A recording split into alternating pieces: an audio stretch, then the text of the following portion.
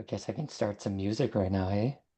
Please do. All three of our panelists are in the audience. I'm going to pull them up onto the screen Yay. here so that they can join us.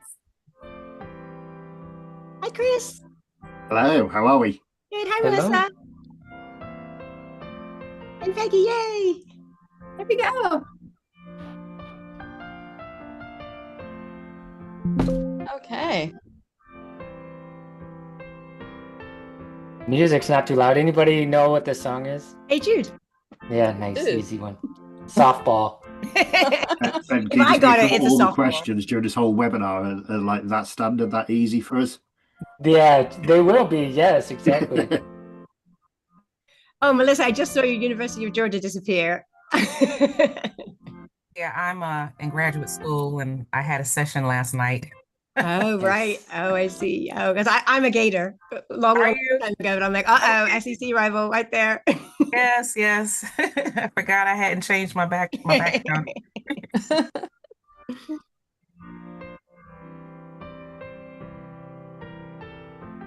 Give everybody a few more minutes.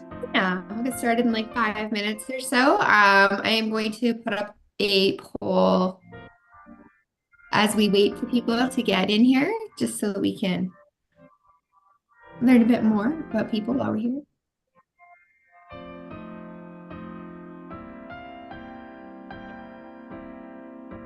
Oh, we've got Anna in the audience. I Amazing. know, I Hi, just saw that. Hello, Anna. Can they hear us right now? Yep. Okay. yeah, they can. I need to let you all know I'm recovering from bronchitis. Oh no. Hmm. So if I happen to go off camera, if I'm having a coughing fit, I'll be right back. Okay. Okay. No problem. stress, girl. Well, thank you for That's joining no us when fun. you're not feeling 100%. That's really Yeah. Yeah, that's why I Whatever wasn't you- here the other day. I had a doctor's appointment. I'm so sorry. Don't worry at all. That's great. Okay. Oh goodness, it's all good. No, it's best that you're on the mend. I mean, That's Yeah, it. I am on the mend. I'm excited to be here with you all. love your glasses. Thank you. I love the statement. I love your wall, Peggy. I love your colors.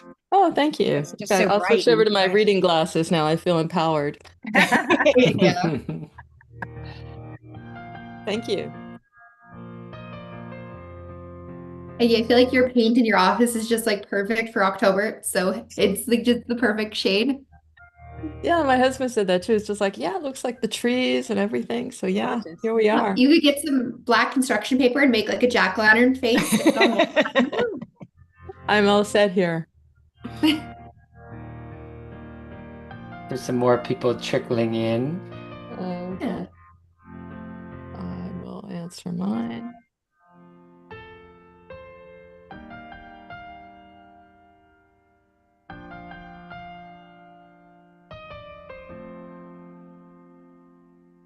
A worldwide audience. Great.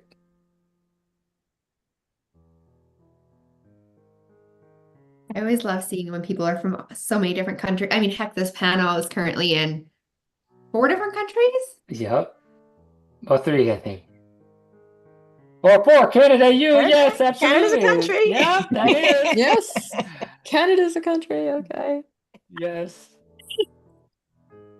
I was like, oh wait, Chris and Kate are in UK. They're in England, so it's 1, but yeah. Awesome.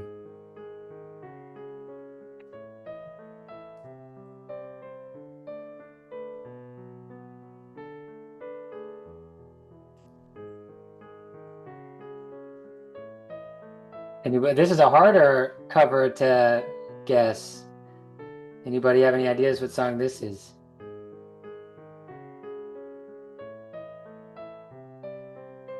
Isn't it Nirvana?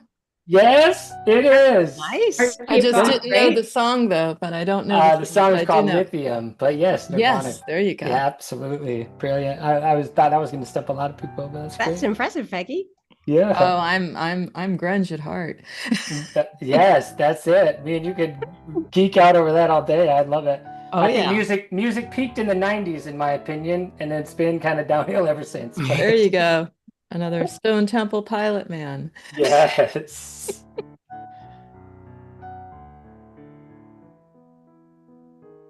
I like We'll to. get one more minute and then we'll get started here, just in case, because Okay. there's still a couple more. Every time I look down, there's one more person in the audience, so we may as well give it a couple more minutes and then we'll get going. Yeah, we're talking to each other, so I just switched it to everyone. So when I say something, it goes to everyone, Yep. not just to hosts and panelists. But don't worry about having to keep up with the chat and the questions. It can get overwhelming, right? Because there's just a lot going on. So no worries.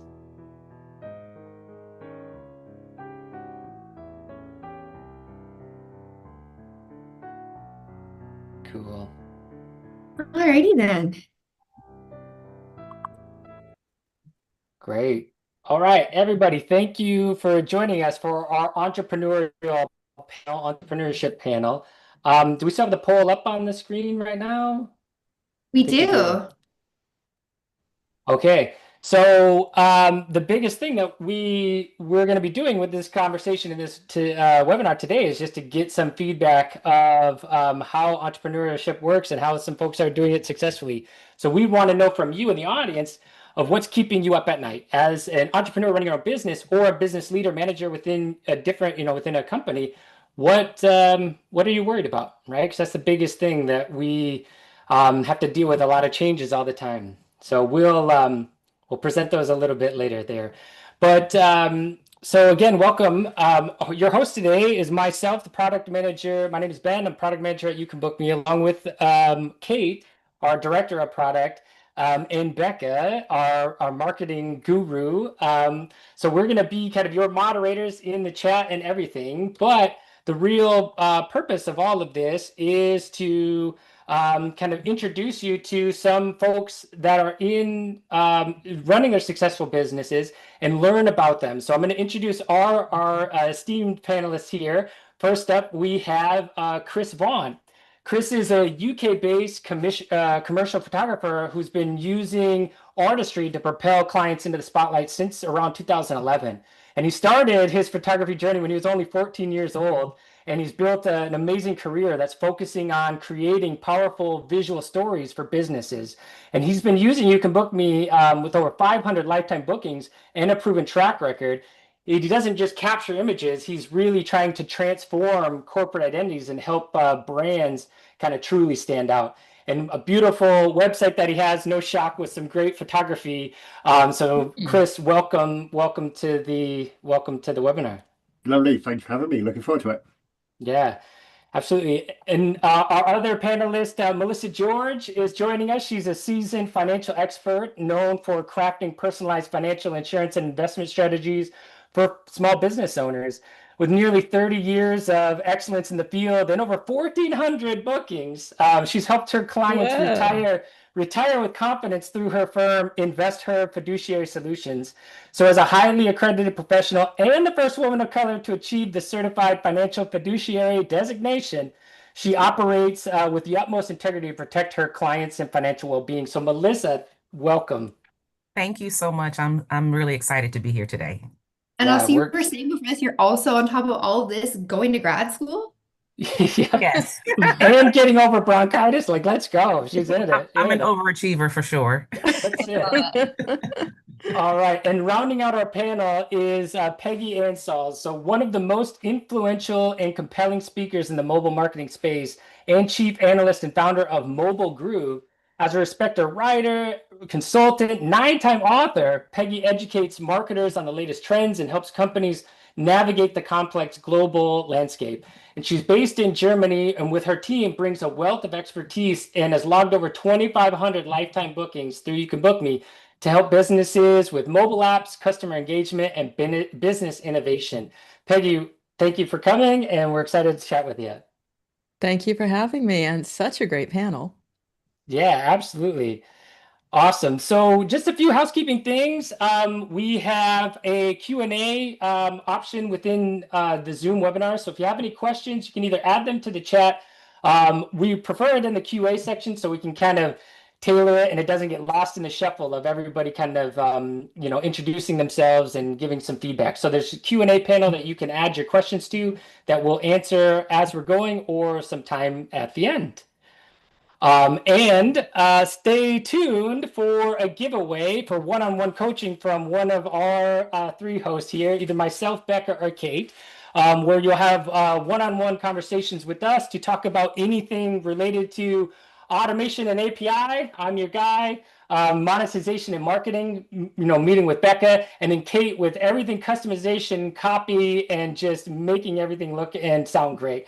So stay tuned for a chance to win a one-on-one conversation with us and talk about anything at all, really. Cool. So just a real 10,000 foot view of our agenda today. We want to cover these main topics. So we're going to talk to our panelists about how they started their businesses and move into the tools that make the difference. So not just, again, you can book me with scheduling automation, but what else within their tech stack that they're using to help them do more with less. And then seeing how they use You Can Book Me. And then the most important bit, the lessons that they learned along the way. Because as we started with our poll, like there's a lot on your mind as you're growing and starting a business. So hopefully we can get some good nuggets to take back into our own businesses. So I think with that, we can start the questions. Kate, kick it over to Kate. Thank you again. Thanks so much for joining. So what an amazing panel. And what I love about it is that it's so diverse in terms of the businesses you're in, as well as the countries that you're in. One thing, Chris, you take pictures. Melissa, you're a financial advisor. Peggy, you're a communications expert. And those are quite broad things. But what you have done, all of you, and what I think has helped make you so successful is that you've really honed down into your expertise, into a specific niche. You found a slice of people that you are excited about and passionate about and that you want to help. And so they keep you motivated to get up every day and do this work and serve them. So I'm just curious, Melissa, let's start with you. Maybe how did you identify who it's very easy for You Can Book Me too. It's easy to say, oh, I'll just go after anybody who will pay the bill, right? I'm going to send them an invoice, they'll pay me, I'll do it. But actually at some point you've all kind of honed that in. So how did you identify the people that you wanted to be focusing on and targeting? And also how does that help you when you're going through the ups and downs of a business to how important is that for you, for somebody who maybe doesn't know how to do that yet or doesn't know why they should do it? So I think for me, the niche kind of found me. So for those of you that know a lot about the financial services industry, it's largely white male dominated. And so I came in as a double minority, very much a unicorn in the industry. And so I think that really worked against me in the earlier years, but it actually is a benefit now, as more people are looking for people of color in the space, looking for women in the space. Social media and the fact that now we can post our photos and things like that. It has actually helped me in building my business now because sometimes women are more likely to want to gravitate to another woman. We have a different communication style. Sometimes people want to work with someone that has a similar background or cultural nuances as they do. And so that's how it kind of got narrowed down to kind of women and more specifically women of color, which is the bulk of my clientele. So it kind of found me. That's amazing. And so in terms of when things are rough or, you've been running this business for 20 years, how does having that defining moment, who are the people you're serving? How does that keep you going through everything? Does it give you an anchor or in a way? I do think it gives me an anchor. I think, again, because of the way people tend to gravitate to what's comfortable for them. Especially for people of color that, maybe they've been in situations where they've been disenfranchised. And I think in the financial services space, it's really important to create emotional safety, right? It's hard for people to talk about things that are really close to the vest, more specifically their money. So, for me, it's really about creating a space where people feel safe enough to talk about their money, to not feel embarrassed about maybe financial decisions that they've made in the past. And we talked a little bit before about me being in graduate school. I'm studying behavioral finance and financial therapy. So it's really not just about the numbers. It's also about how we make the type of emotional money decisions that we do and how we can have better outcomes. So all those things put together has really benefited me, especially in the last few years, as now people are really starting to look at not just a financial advisor or planner, but maybe someone that is in the behavioral finance space. Fascinating. I didn't know about behavioral finance. That's wonderful. Yeah. Really good. It makes perfect sense. Peggy, what about you in terms of your kind of your focus and the people that you're really trying to help the most? Where, how did you identify? Did they find you or did you find them? Probably a little bit of both. I mean, I have a background in journalism, Wall Street Journal, Bloomberg, that. But then I saw more and more that the story is not the story is behind the story, the why, the how. And you're not getting that in the five W's. So I gravitated and moved then to being an analyst because I knew it was happening. I could see the trends. I was writing about them, reporting about it, but I also knew what the drivers were. So rather than, and in journalism, you don't have an opinion, you can't say what the drivers are, the bigger picture. And so that was my first focus, was to make it accessible for everyone to understand what's going on in that intersection between technology, because I'm mostly focused on mobile marketing, mobile apps, now AI, customer experience. So, the communications, but also the commerce and the community is where we are now because, shopping is a social phenomenon. We do it on live streaming. So you understand the impact of technology and want to bring that to people. And then I found my clients because that's exactly what they are. I'm in the B2B space. They want to make it accessible as well. So between those two areas, me wanting to make it possible to understand everything, and my clients also wanting to have a mix of strategy and storytelling, that's where it comes together, and that's where I am. It's sort of this epicenter, which is always exciting. It's really interesting. And I think we had a similar thing with YouCanBookMe where, we worked with a lot of people and then you realize who are the people who are gravitating, who are the people who are coming to you, why are they coming to you? And then you can hone that even more. And I think it's a really, I think it's brave to say, actually, I don't work.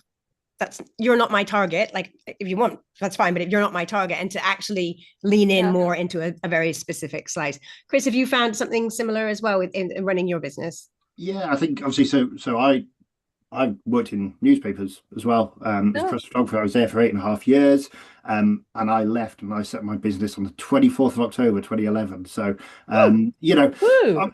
Becca's timed this webinar absolutely perfectly. Absolutely deserves a pay rise. But I think for me at that time, when I was leaving papers and all, and I knew that so basically the paper I was working at was going weekly, and I knew it wasn't going to be the job that I loved, and I went, well, I'm going to start my own business.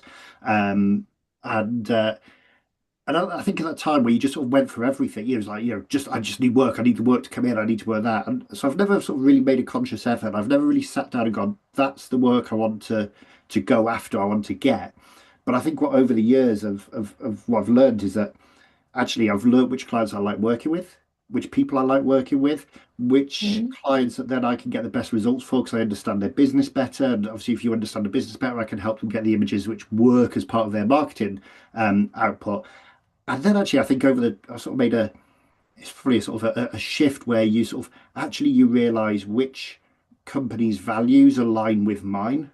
And those ones where there's that synergy between what I want to achieve and how the values for me and my business, if that matches my clients, actually we work better together and we get better results. So there's a little bit of now understanding more from the jobs that I've done over the years of which clients are there, but is also actually is the values as well, which for me is massively important. Great. One thing I'm really interested by all of YouCanBookMe's customers, small business people who are, doing something they love, doing something they're incredibly skilled at. That doesn't necessarily always translate to being a great business person, right? You might be very creative. You might be, just working all the time, doing something really, really full on, maybe with your hands, with your brain, but you're not necessarily somebody who would be a bookkeeper. So Peggy, talk to me about like what that was like, where, you became somebody who you're juggling, you are running the business, you are the product, and you are also kind of the customer service as well. What's your kind of advice there for kind of keeping all that in balance and keeping that going? Well, still to pick off a little bit and to jumping off point with Chris is, that people are doing business with you because you are the type of person they want to do business with. So, you're easy to do business with. It's seamless. It's almost like magic. My clients are just like, here's webinars, here's books, just go off and do them and then poof, they come back. And so the magic is not always in the running the business, but the organization, keeping the bookkeeping, keeping all of that away from what the work is and ensuring that the work is seamless, that working with you is a good experience. I think that's the most important thing because I mean bookkeeping, I farm that off to assistants to do. But what I need to do is be the face of the company and that it's always a good experience. So it's almost like I'm selling an experience. I'm an experience architect first and foremost. And then whatever it is in the, that runs the business, those are details that you take care of and you delegate properly. But yeah, I think the real creativity comes in ensuring that there's a consistency across what you do and what you offer, and also the people in your virtual team as well. So Melissa, you actually do have skills at bookkeeping, probably. So this There is you probably go. not like you're probably kind of ahead of the game here. But interesting. But I remember I spoke to you a couple of years ago now when we were Yeah. talking to some of our customers, and you're really kind of tech forward. I know Peggy, you are. In fact, all of you are about using technology to help you balance those things and to make that Yes. to help that seamless. Like it may be the swan on the top of the water, your feet are going crazy underneath. But what would you recommend in terms of those tools and those things that you need very early on in order to just keep those kind of things balanced? Well, that's really one of my favorite questions. And it just so happened that I was updating my tech stack recently because I'm always trying to make sure that it's very efficient. I'm not overspending on things that I don't need. But yes, my tech stack has really expanded over the years. So first, of course, we can talk about You Can Book Me. And one of the things I love about it is it really helps me protect my calendar boundaries. And what I mean Mm, by that is as a financial advisor, but then there's also time when I need to actually put the plan together. I need to do research. I need to talk with advanced markets. And so I have to build that into my calendar as well. And so what you can book me has allowed me to do is I have what I call the ideal week. And the calendar is only accessible during the times that I need to focus on client facing activities. And it's not available during the time when I'm actually doing my planning. So that's one thing. Bomb Bomb Video has been extremely beneficial for me. So the fact that I can send a personalized video email to someone, they can look at it, they can respond to it. Very often they go viral. It's very personalized, especially for a prospect, someone that has had no interface with me whatsoever. So it allows them to hear my voice, to hear my communication style, and then they still have a call to action if they want to book an appointment, a free consultation, something of that nature. And then I would definitely say early on, and it's much easier now. There's so many different types of tools that people can use. I think the more that we can automate early on, mm, it's so much better. CRM system, digital signatures with Adobe Sign or DocuSign, Fathom has been a game changer. yeah. AI note taker has been a game changer for me. Because one of the things is when I'm having that meeting, if I have to sit there and take notes, I don't feel like I'm fully engaged, right? The Mhm. fact that I can get the summary, I can get it quickly, I can pull out the takeaways, I can pull out the to-dos in an instant, it has just been such a game changer. It's actually prevented me from adding another virtual admin because it does Mm. a lot of the heavy lifting for me.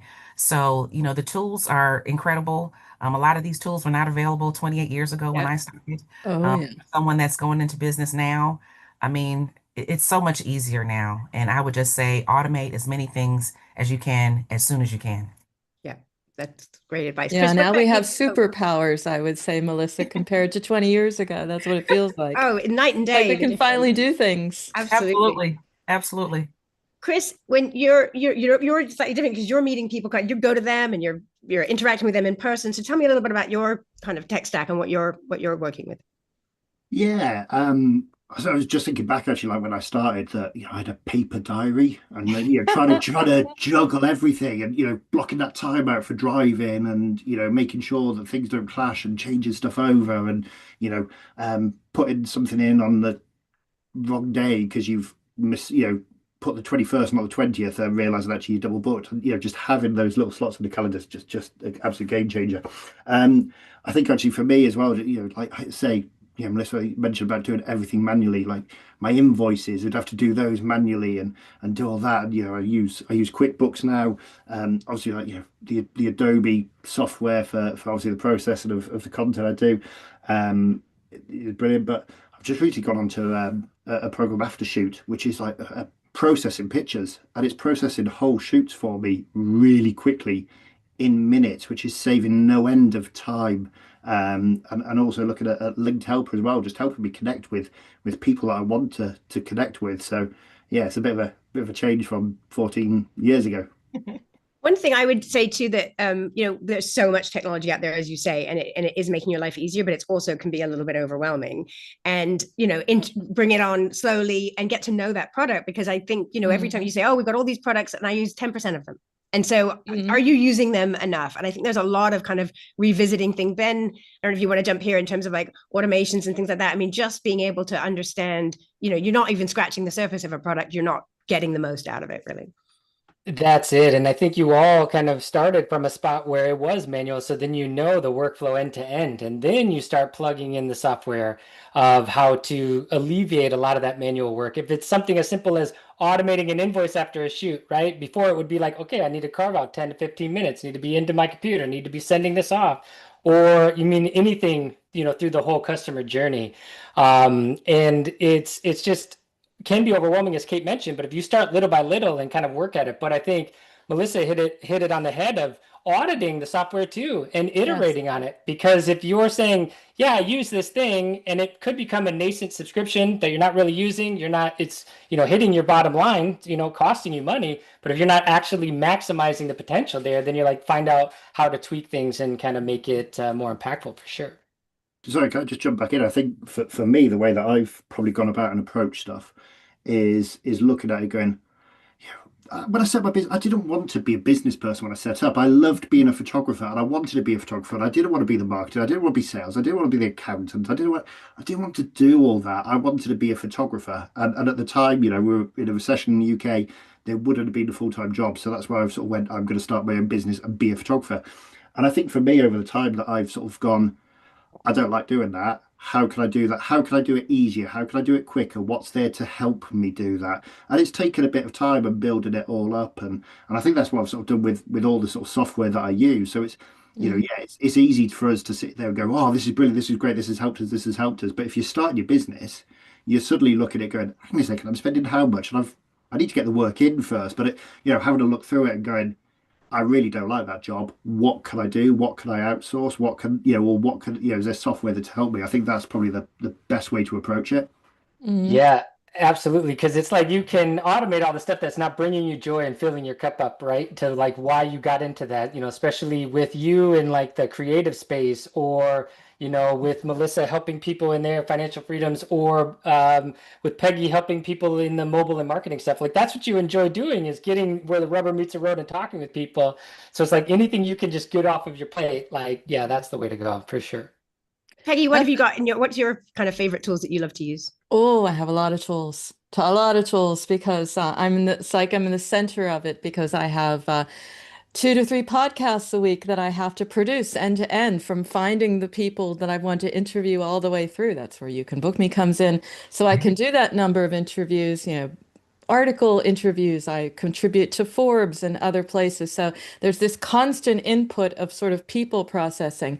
But one thing I also, I'll get to the tool in the moment, but one thing that is sort of my thinking across all of the tools is I do the thinking where I do the work, and I do the communications where I do the work. Because, some people are like, well, I'll send a Slack reminder. It's like, well, I'm not working on this in Slack. I'm actually over here in Asana doing it. So why do I want to see a reminder in Slack to go back to Asana? So I try to keep it very, very focused. So I'm not looking for strange things, emails when I want to do something in maybe the Riverside or the Descript. So for production, it's Riverside and Descript for me. To keep things going and to keep my virtual assistants around the world going as well is Asana. because it's like our Esperanto. We all understand it and we all get it. And the comments are on the work, not someplace else. Um, and because it's also about relationships, no matter what you're doing. I'm looking at ways to get around LinkedIn because it's the single most important place to be, but it is the worst in terms of automation. So I'm looking at something called Lead Delta, which I'm very excited about, and playing with that, which allows you to not just search through LinkedIn, but put notes next to people in LinkedIn, tag them, and search for them again. So if you say this is a prospect, or this is a prospect who's also very interested in giving me, connecting me with others, you can find them again because right now you can't. And your connections, your relationships are the gold when you are self-employed, because it's all about you being in the center of that and being helpful. Like Melissa, I mean, people relate to you, Melissa. You are, you're not just helpful, you're someone I need to rely on. So yes, you have to know me. I expect you to know me. And of course you would. I can see that you would. You're that type of person. Well, I have to say, I got an email from Melissa once using BombBomb, and it was just really, really Oh, now I want one. Open the email, and your Melissa's talking to you in your inbox. It's I'll just, send you Oh, I one. gotta really check is this brilliant. out. It's really, How really I'll send you cool. one, Peggy. yeah, I was a bit like, oh, well, why would anybody want that? But it was really good. Oh, wow. And so Okay. interestingly, like I'm interested by this because I think a lot of our customers say, okay, I can use YouCanBookMe because that's quite simple, but I'm not going to do any automations. I'm not going to use Zapier because I'm not tech savvy. I don't know how to do it. So would you, maybe Peggy, you are probably a bit more technical, but Melissa and Chris, would you have considered yourself technically savvy, like tech forward kind of people coming forward? Or do you think you've just learned as that's come along? Chris, you want to go first? Yeah, kind of. Yeah, I think probably. Yeah, I've probably been that sort of techie sort of side of me as well, and I think a lot of obviously with the kit they're using and all that, there's slight sort of intrigue of how things work and how the tech side of things work. So I am, but obviously not everything is. Yeah. I sometimes like try to sort of dismantle it a little bit and see how it works because that keeps my mind going. What do you think, Melissa? I don't think I was initially, but I just so happened that I came into the business at a time where technology really started to take off. So I was at the front end of it. So I was able to add on things a piece, a piece, a piece at a time. And so now I think I am pretty tech. I'm very tech savvy, I think. Um, but I do still stray away from certain things. I'm not what you would call a first responder. Right. Okay. So if something comes out, the first iteration of it, I'm like, okay, you work the kinks out first. Come to the second iteration. That's kind of when I'm ready to jump on board. Um, Mhm. and then things can be overwhelming. If we're just talking about social media, I am at capacity with social media. I don't want another Snapchat, another whatever. But then also for my clientele is in very specific spaces. They're Facebook, they're LinkedIn. They're not so much on IG. They're not so much on X or TikTok. So that's allowed me to not have to keep trying to add another social media platform. Yes. That all came out of knowing who my customer is, right? So, yeah, so I'm definitely kind of tech savvy, but still trying to make sure that I stay in my lane and stay in the space that my clientele is in. Well, and I think technology today, you don't need to know how it works. No. If it's good technology, it's pretty intuitive and you can make Yes, it work. I think it's just curiosity really around and right, getting to the point where as you say, you're full, you're maxed out. You need to help or you need to hire someone. And, if you can right. get a machine to do it, why hire somebody? So, Well, I mean, right now, Kate, I mean, anytime you're stumped, I'm thinking about how do I build a workflow and what does this look like? And I describe it to ChatGPT now, I don't, and then it tells me how to build it. So I can build on now, thanks to being able to simply ideate with AI. What would this look like if I did it this way? Because I'm trying to figure out, the ultimate people repository because I interview so many people and they're multifaceted, and I might be talking to someone who's an expert in user acquisition, but also very, very, you know, interested and excited about something like AI. Well, how do I know that that person has these multiple interests that I can come back to them? That's what I'm trying to build. So if I figure it out, I'll let everybody know. But yeah. I'm asking AI for some help. Well, Peggy, that's a great lead into my next question, which is around, you have all been in business for a substantial time. You've seen a lot of changes in the world, both of the business, social media, things like that. But clearly we are in a massively changing environment. Every day, the world is shifting under our feet from an AI point of view. Every single one of you have situations where the AI could change the way you do your business or impact your business in some way. How are you preparing for that? And how are you thinking about that? Chris, do you want to start on that? Yeah, funny enough, I was having a conversation, video producer I know, Ash, who's based in Lincoln with me. We had a coffee earlier today and we were actually talking about this. And we were talking about the impact of AI. And actually, it's helping us run our business, ChatGPT, I mentioned Aftershoot already. Yes, I'm using those to help me run my business. But actually, I don't think at the moment people can use sort of AI and all and ChatGPT to create images. But I don't think that's actually going to have a negative impact on the work that I do. Because I think the people who would go and use that anyway, go, oh, I can do my headshot in AI. Great, they can, not a problem. They're not the people who would come to me anyway. And they're probably the ones who would question over every single price and wouldn't see the value in what we're delivering. So I think probably the only thing that we'd see is there might be less inquiries, but actually my conversion rate will probably go up because the people who are phoning up going, well, what would the price be? And they're sort of going, there's no way they're going to pay that. We're going to go and use ChatGPT to generate some AI images. So I don't think for the work that I do, I don't think it's going to actually impact my work. It can only help us. Great. Oh, that's good to hear. Melissa, what do you think? So I'm using ChatGPT quite a bit. And I want to preface this by saying, but I'm careful with it, right? It can be a blessing and a curse. So when I use it, I'm very specific about not putting in personal data, right? Everything is kind of very, very generic. But the other thing is, robo investing is becoming very popular now. But then the same way that Chris talked about it, I don't feel like I'll ever be replaced because for most people, the human element of an advisor is so important. They don't want a computer program telling them what to do with their money, right? They may be using that for modeling and things of that nature, but most people really want that human element. And so ChatGPT and AI is certainly a tool. I try to limit it in terms of again, trying to make sure that I'm protecting client data and things like that. But it has been it's helped tremendously, I have to say. Again, it's another time-saving tool. It is the cure for the blank page. It's great for, emails and summarizing data. And again, Fathom does a really great job of doing that. So super, super helpful. I love it. Great. Excellent. Peggy, what are your thoughts on AI and the future?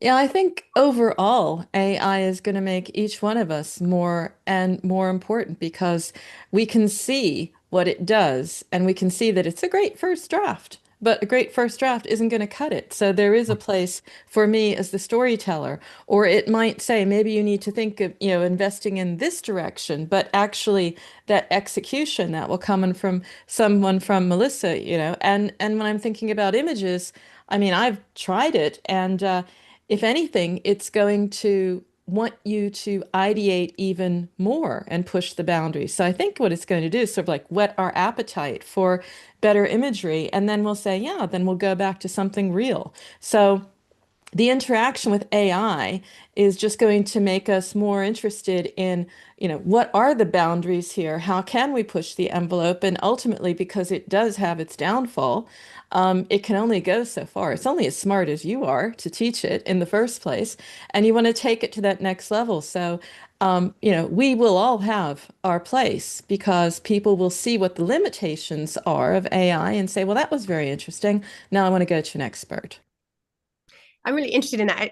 I love that you've all had that kind of similar answer because we hear a lot of doomsayers out there. But when I do customer interviews regularly, and so much of the people who use YouCanBookMe and are very successful in their businesses, there's so much of it is that personal touch. It's that making that connection with their customers. It is being the trusted advisor, Yes. the person who understands what they need. And so and you've just really kind of said that as well. Like the AI is a great tool, it's wonderful, but it cannot replace that human touch. And when people come to rely on you and know what you can do, you don't feel threatened by it, and you're not worried about kind of it coming forward.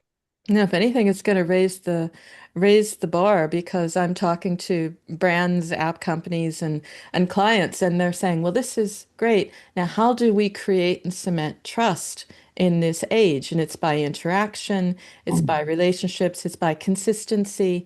So the more it exists and the more it evolves, the more we are going to have our place, because trust is going to be the focus, the key, the core. Interesting. Great. Yeah, and I think real quick on that, the emphasis on that authenticity and that kind of artistry. Like when you, Chris, were talking about, yeah, you can go, have some AI create something, but it's not going to be through your lens, through your vision, through your storytelling. And similarly with investing, be like, these people and what their goals are, rather than it just an input into an AI, right? So yeah, I think showing up authentic is going to be, the new currency, I think. And from a marketing perspective, not only is AI a tool that you need to use and use in the right way, but it's also a beast you now need to feed. The former approaches to SEO basically died in the last year because so many people are using AI search. They're asking ChatGPT for answers. They're Googling things, but then just reading the AI summary at the top. And traditional SEO mechanisms of getting noticed on Google aren't being as well covered by those AI summaries. So the entire approach to how SEO is being done in the marketing universe to gain visibility on the internet basically has to be started from scratch. And it's a whole new world. Mm. I also wanted to mention that, very often AI is incorrect. Oh, yes. Sometimes I've asked a question and it's given me an answer, and I'll say, "Are you sure?" And it'll come back and say, "Oh, Oh, Melissa, sorry about sorry, that. you're right. I was incorrect." I was like, "Okay." It's very polite though, isn't it? It always Oh, goes It sure. apologizes. It says, Very, very you're polite. you're absolutely right. I'm sorry." You can just hear the it's a little very voice. But yeah.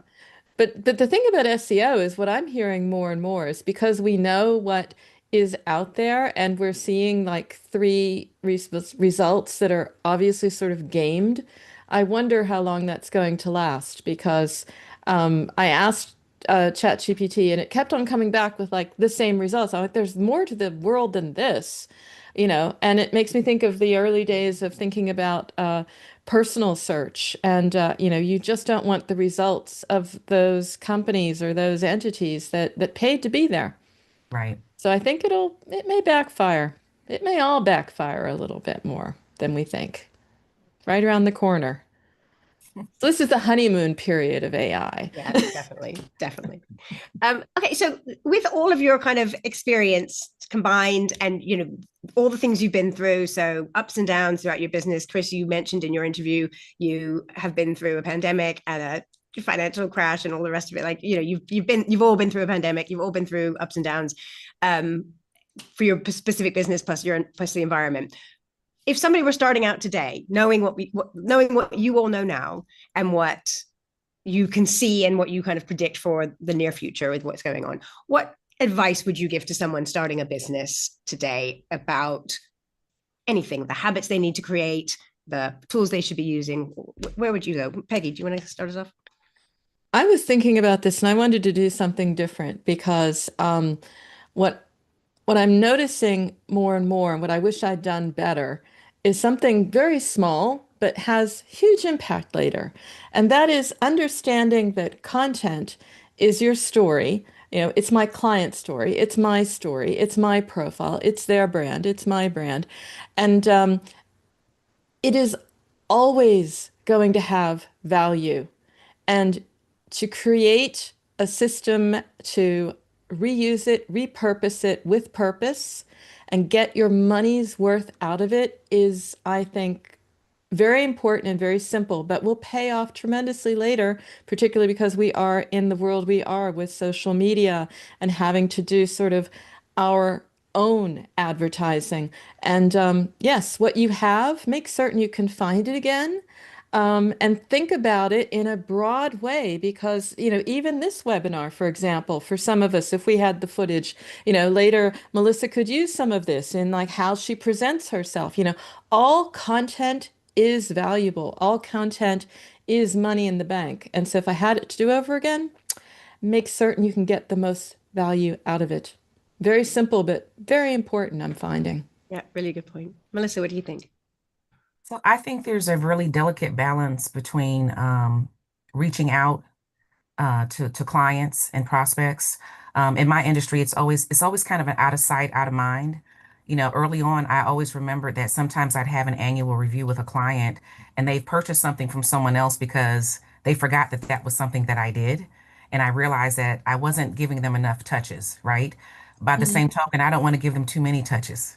We don't Mm. want, I don't want the email every day. I don't want the text message every day. So finding that balance. But again, technology can help. There's a software program I'm looking at right now called Nudge. And Yeah. it's the thing that can help me just kind of reach out to the client periodically. I can set up what that cadence is. They can respond back. They can ignore it. They can answer it. Once they answer it, it lets me know, and then it removes the nudge. So these are just things that I think Mm. help keep me top of mind with clients as well as prospects. So again, I just want to keep that very delicate balance of I'm here, I'm here, but I'm not bombarding you Mm. with information. But as soon as something comes up, it's like, oh yeah, I need to reach out to Melissa, and she just sent me something last week. That's kind of what I'm looking for. Excellent. That's really interesting. I know one of the things that we, just a little plug here, with You Can Book Me, particularly the follow-up emails, people use Yes. those as a cadence Yeah. to keep top of Perfect. mind and say, oh, remember we talked? And this is so Yes. it's been really helpful. You can do that for up to a year after a booking has happened. So you can continue to Yes. do that. Yes. Chris, what do you think? What would your life lessons be to a new person starting out? Yeah, I would say get people around you, get good people around you. And actually, it's probably links back into the AI chat as well that we need that human interaction. We need real people. And don't shut yourself away. It's not just you launching a business. It's not just you running a business, whether you've got staff or not. But have people that you can reach out with. Have people you can have a coffee with. And have a Zoom chat with if you need to. But get people you go, oh, what's it like for you? How's this going for you? And don't always look at it. So really good friend of mine actually is probably competition for me. But we've known each other for longer than we've been going for, trying to sort of get work in the same industry.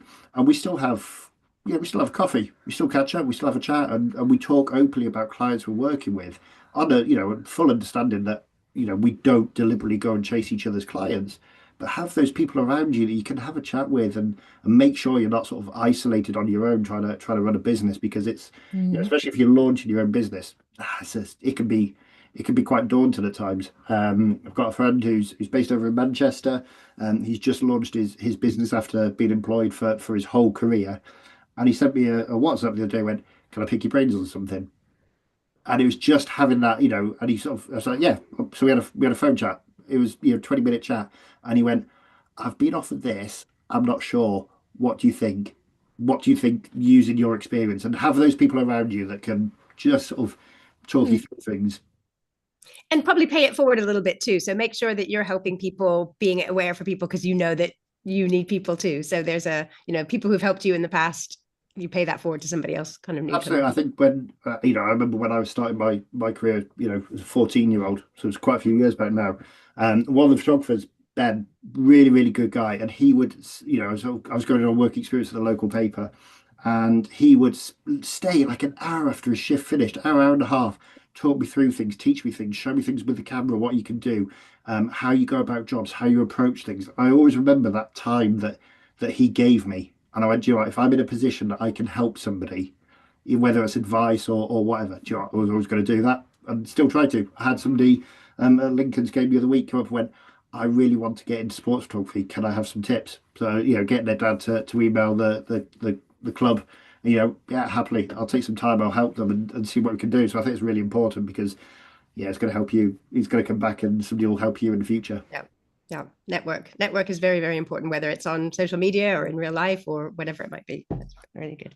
Okay. So now I want to go a little bit to talk a little bit about You Can Book Me. So could you think about for a second how you use You Can Book Me, and what would you say for your business needs, the things that you're automating, whatever's happening, what is the one thing that you would say You Can Book Me benefits your business? How has it made you a better in your business? So I don't know who, I won't call on anybody because you got to think about it. So tell me, whoever wants to speak up, go ahead. I'm happy to Okay. jump straight in. So for me, one of the things when I was looking around at sort of various software, I wanted something that could personalize, and I wanted to make sure that the messages, sort of confirmation emails and all, I wanted it to make it look, feel personal, feel there's, it wasn't just an automated system or something like that. And I've had no end of, so when people schedule a photo shoot with me, or whether they've scheduled a meeting, I've had people, I've sort of tweaked the email that they get to it.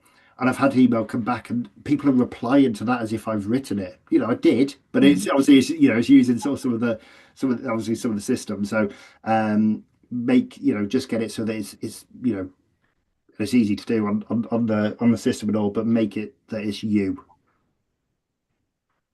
Melissa, I would say where it's helped me is I can have different personas. So one is this podcast, and one is this article, and one is this webinar, and then there's this book, and they're all different, looking very different. And there's a conversation going on because I won't name the types of other scheduling software out there, but it's sort of like a one and done, and you don't know where you're going, and you don't have reminders because people assume, and I won't name them because that's really not nice, but I've worked with them, and he's like, you do it, and it's just very sort of static. This can evolve with what I need to be doing. It is as individual as my projects are, and it treats people like individuals as well. And I think that has been the real plus. Uh, Peggy, that's a perfect segue for me. I just upgraded my You Can Book Me platform. I added a junior advisor, and now people can go on there, and now there's me and her, and took a little minute because she Cool. has her Zoom and I have my Zoom and her Fathom and my Fathom, but we worked it out. But just the flexibility, Hmm. the reminders, the email and text message reminders, which I do. I have a very high show ratio, very, very high. I was out of town about a month ago on a cruise, and when I came back the next week, my calendar was full, which for an entrepreneur is is the best Yeah. thing ever. That I don't come back to an empty calendar and I don't have clients to see, I don't have prospects to talk to. So all those tools have really helped. And then I also do have an hour after my meeting, I have a text message or email that goes out and says, thank you for, meeting with Yeah. me. It was time well spent. And people do, they respond back to that. Oh my God, this was awesome meeting. All those little things, those little touches really make a difference. And it shows people that even though you did not personally write it every single time, they feel as if you did. Hmm. And so I just think that that's been a game changer. Just the fact that I don't have to go out and pound the pavement to have my calendar full is amazing. It's just amazing. Hmm. when we first started, we were talking to customers, and one of the best quotes I heard was exactly that. I wake up, I just go to sleep, and then I wake up and my calendar's full, and I can take bookings while I'm sleeping. And I think that's it's absolutely right. Like, you just put it out there, and it will work. It does the work for you. Yeah. So that's really interesting. Ben, did you have a question? Yeah, I wanted to jump in and just get everybody's kind of input of, needing the grit and determination to keep your business running.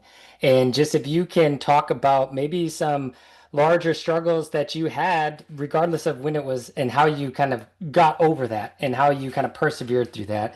Because I know, most small businesses fail within the first like 4 or 5 years. So how have you kind of learned through those lessons and those struggles? Hmm. Okay, I'll start on this one. Okay. Uh, for me, staying in the business early on was just sheer grit. Yeah. Um, Actually, when I started interviewing to get into this industry, I actually got a lot of resistance. I've had one company tell me I would not even, if I were you, I would not even pursue a career in this industry. And for me, that told me that I was on the right path. So I did not take that as, oh, I should stop and go do something, go do something else. I was like, oh, the enemy is trying to prevent me from my calling. So yeah, early on, sheer grit. It was very, very difficult in the earlier years, but I was so passionate about what I was doing. And I know everyone has heard that, if you do what you love, the money will come. Um, and so I've just stayed connected to understanding that this was my passion. I wanted to help people in the money space. Not only that, I wanted to help myself. I didn't grow up with money. I didn't know enough about money. And so I always tell people I'm my first client. So it was an opportunity for me to learn. And I think because I didn't grow up with money and not having a lot of knowledge about money, it makes me more relatable to clients that feel Mhm. like, sometimes the advisor is untouchable. I'm not comfortable going there. They know everything. I know nothing. They've made all the right decisions. I've made all the bad decisions. And it's really been an opportunity for me to really provide almost like a testimony of, you know what, I didn't have it all together either, but I was able to figure it out. And now I'm trying to help other people. And I do think that it just makes me more relatable, where people feel like, okay, I feel like this is somebody I can talk to. I don't have to be embarrassed or ashamed. Um, so over the years, that has just become kind of become my mantra, right? And so I just try to be very transparent with clients, and Mhm. it's served me well. Peggy, what do you think? Yeah, I'm thinking about that one. I think that it's always got to do with attitude and yes, grit. But it's also being kind to yourself at some level and being able to celebrate small things. So it would be like, okay, when I was in journalism, no, I wasn't in the New York Times right off. I wasn't just born into that, but it was like every step in a direction. So having a very clear goal and giving yourself credit for some of the steps in that direction. And when I moved into content strategy, content marketing, and what I'm doing now, it was similar. It was saying, look, I've worked with that company and look what they've been able to do. And just seeing that what you're doing has impact and being a little bit easy on yourself because it's not going to be massive overnight, but these steps, these matter. And if you stick to it, it will happen because everyone else is going to get very, very discouraged. And nothing can discourage me because I see those little steps. I mean, look at where we all are. And where we can still move to. This bus doesn't stop here. And so celebrating the small steps, keeping your mind on the big picture. That's really good advice, Peggy. Chris, what do you think? Yeah, I think for me, as sort of starting out, it was proving that I could do it, proving that I could do what I wanted to do. Um, Maybe prove some people wrong that didn't think I could do it. So you've had that sort of grit, which obviously Melissa mentioned, and obviously Peggy mentioned. Celebrate wins, celebrate those Yeah. those milestones, celebrate those landmarks, and just have a clear picture of what you want to try and achieve. Break that down into smaller areas. Um, so I've got a business coach, Simon, and we sort of set yearly goals. And obviously, I've got a longer term goal, which is 2036. It's on the wall just behind my screen at the moment. There's split Yay. down 3 year targets, annual targets, quarterly, and obviously then it's 8 weeks, and go through those. Um, and break it down and break those little steps so you know how you're going to get there because yeah, you've got a real big goal, but if you can break it down into smaller steps, but even if you've got Mhm. that sort of quarterly target, how are you going to get there? It might be launch your website, but what are you going to do? What needs to go onto your website? What do you need to do to be able to get that to launch? So make those little steps smaller and celebrate those wins on the way. Yes. I'm really interested Yeah. by that because it's almost like the discipline of that planning also gives you the Mhm. the confidence that that you can get there because you're broke. It's not eating an elephant. You're eating the little So, bits as you go the whole time. Yeah, and and obviously and being in a creative sector as well, trying to have that discipline and that structure is a challenge at times, but actually being able to have, somebody like Simon just keeping me on track as well. Go, well, what have you done? Why are you doing it that way? Why are we looking at it this way as well? Does help. And I know in business, so when I'm disciplined, when I'm structured, when I stay to that, I achieve those goals. When I Mhm. let them slip, when I go, no, no, it's all right, it's all up in my head. Actually, that's when things don't, things come off the sort of path that you're aiming for, really. So yeah, it's a challenge, but I write everything down, and all around my desk around me is just sort of little bits printed off of knowing what I want to do or what I want to achieve. Yeah, knowing where you're going is important, but spite is my biggest motivator too. So proving people wrong. Awesome. Thank you so much for sharing your stories. And it was all great. And we have some Q&A that we will get to in a moment. But for now, we're going to kind of pivot and talk about kind of some new releases and some giveaways with the You Can Book Me platform. So one of the let's see. Oh, this is a poll that I think we could have up, Becca. So we're always looking for new ideas on, different webinars for our next stuff. So some of them we had in mind is like, having a similar panel like this on how to grow your business, or an AMA for You Can Book Me, or anything else that maybe we're not thinking of. So any ideas that you may have of future webinars that you'd like us to kind of explore, everything's on the table for us to do that. So we'll leave that up for a few moments here.